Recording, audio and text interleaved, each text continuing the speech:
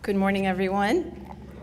President Atwater, sponsors and partners and graduates and students. I'd like to first begin with thanking Donna Walski, who invited me here today. I've been attending this breakfast for a few years as a partner and as a chair of a number of community organizations, but it is my pleasure today to be here in front of you as a graduate of Hillsborough Community College. How I got here is a story similar to that of many fellow graduates and current students. I came to the USA from Cuba when I was 13 years old to an amazing city my parents and I immediately called home. We moved in with my uncle to a modest home on North Boulevard and Columbus Drive, not yet Martin Luther King. The Tampa Bay Mall was a few miles away. My life had undergone a major reset, a 360-degree change, and we started from scratch, with college dreams, goals, and aspirations, but not a clue as to the opportunities this amazing country had to offer. It was 1980, and Dad worked at Lum's, a restaurant, washing dishes, and Mom worked at a vegetable packaging plant, cutting vegetables. Dad drove the only car we owned, and Mom relied on the public transportation. My younger brother and I went to summer school. I was placed in a bilingual class. We sat around a table taking turns reading words in books, science books, history books. God, I knew then, had blessed me with good linguistic skills because before I could understand what I was reading, they took me out of bilingual class and put me in regular classes. So being linguistically, having that advantage was both a curse and a blessing at the time. But I swam. I had to sink or swim, and I chose to swim. I went to Hillsborough High School for my freshman year and graduated from Leto High School in 1985, which gives away my age. Don't think I don't know you're doing the math, some of you. That's okay. Financial aid and scholarships were foreign words to me. My parents got ahead by working several jobs, and I thought I had to do the same. So in my senior year of high school, I looked for a part-time job to save money. I can count with one hand how many of my friends went on to college, but I knew my parents had sacrificed much so that I would have that opportunity, and I couldn't let them down. And so I enrolled at my community college here at HCC. Before I knew it, I found myself working full-time at a bank to pay for school. No offense to bankers here in the room, Michael, Jim. No offense to my own husband, who is the CEO of the Florida Bankers Association. But I remember at the time pausing and thinking, is this what I want to do for the rest of my life? Ouch. I was at the very bottom, very, very bottom. Does HCC have a yearbook? No. If it did, my picture would be right next to the words, is she ever going to graduate? It took me 7 years to complete my associate's degree. And I know that many of you are familiar with that story.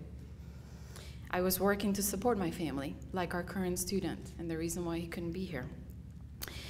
But there are worse statistics than that, like the number of students who feel that life got in the way and gave up on their dreams. They dropped out.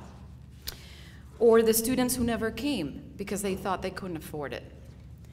I found meaning in the phrase, it's a catch-22, because I worked, I didn't qualify for financial aid. And by the time I learned that I was likely eligible for scholarships, it was too late. I had almost finished my degree. I earned a bachelor's in psychology and Spanish literature and then went on for my master's in Spanish literature at USF. After graduating, it was time to pay it forward. And so I coordinated a dropout prevention program through Hispanic Services Council, providing much needed services and guidance to the new arrivals from Latin America, students and families with the same dreams and aspirations as me and my family. USF allowed me the opportunity to recruit talented students from the Bay Area and through Florida. And when I asked my supervisor to allow me to recruit students in Puerto Rico, he also said yes. And that initiative is paying dividends today, as many of those professionals choose to call Tampa home. The Latino Scholarship, which I have been in charge of for the last 15 years of its 25 years, has allowed me to take that desire to help students who were like me to the next level. Thanks to our generous Tampa Bay community, our program boasts over 450 graduates, many of whom started here. These students, I've had the privilege of providing personal guidance to these students, many of whom I'm in contact with today. The impact on education had on them changed their lives. And although they have many things in common, discipline, drive, perseverance, today I'm most proud of the fact that they are all products of Hillsborough Community College. And you should be very proud of that too. Take, for example, the story of Josbel Blanco. He lost his mom to cancer during his senior year of high school. He left Cuba with his dad and younger brother, and the three started their lives here in Tampa. He found the support he needed at HTC and then transferred to USF with a Latino scholarship that helped him pay for school.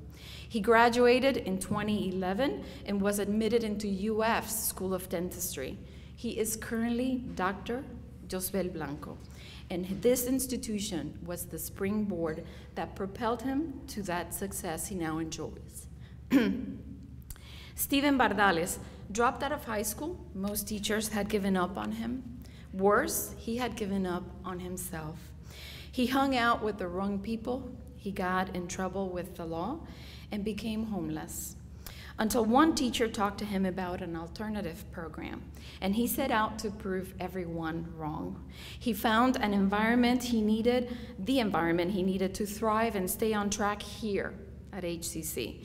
And when he applied to the USF Latino Scholarship Program, we also said yes.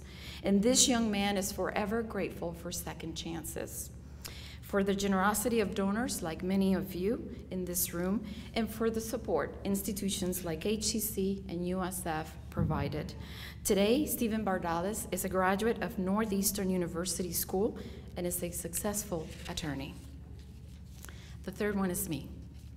And I thank HCC for not kicking me out after the third, fourth, or fifth year, and for supporting my dreams. It did take me a long time to finish my associate's degree, but now I enjoy the opportunity to share this college knowledge with today's prospective students and their families. An opportunity and a responsibility we all have to help someone else, to become mentors, to create scholarships, so that those that come behind don't make the same mistakes that we did. In addition to the 115 students that I support through the Latino Scholarship at USF, my husband and I personally provide scholarship for 2 students who know anything is possible when you put your mind and heart to it, not because they read it in a book or an article, but because their mentors, Alex and I, are examples of how great this country is.